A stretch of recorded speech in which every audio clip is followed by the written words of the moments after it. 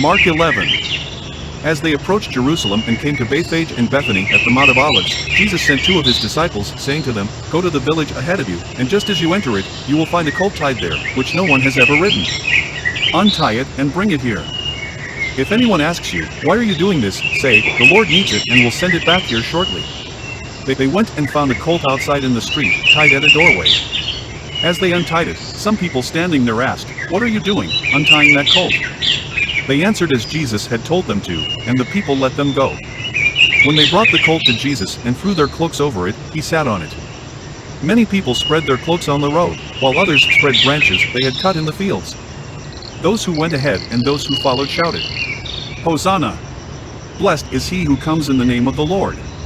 Blessed is the coming kingdom of our father David. Hosanna in the highest heaven." Jesus entered Jerusalem and went into the temple courts. He looked around at everything, but since it was already late, he went out to Bethany with the 12. The next day, as they were leaving Bethany, Jesus was hungry. Seeing in the distance a fig tree in leaf, he went to find out if it had any fruit. When he reached it, he found nothing but leaves, because it was not the season for figs. Then he said to the tree, "May no one ever eat fruit from you again." And his disciples heard him say it. On reaching Jerusalem, Jesus entered the temple courts and began driving out those who were buying and selling there. He overturned the tables of the money changers and the benches of those selling doves, and would not allow anyone to carry merchandise through the temple courts. And as he taught them, he said, "Is it not written, 'My house will be called a house of prayer for all nations'? But you have made it a den of robbers." The chief priests and the teachers of the law heard this and began looking for a way to kill him, for they feared him, because the whole crowd was amazed at his teaching. When evening came, Jesus and his disciples went out of the city. In the morning, as they went along, they saw the fig tree withered from the roots. Peter remembered and said to Jesus, "Rabbi, look! The fig tree you cursed has withered." "Have faith in God," Jesus answered. "Truly I tell you, if anyone says to this mountain, 'Go, throw yourself into the sea,' and does not doubt in their heart but believes that what they say will happen, it will be done for them. Therefore I tell you, whatever you ask for in prayer, believe that you have received it, and it will be yours.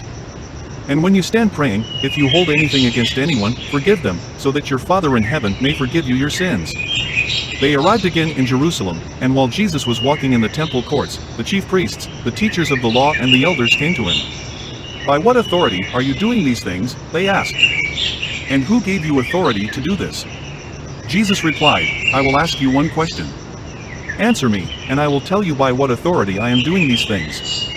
John's baptism, was it from heaven or of human origin? Tell me."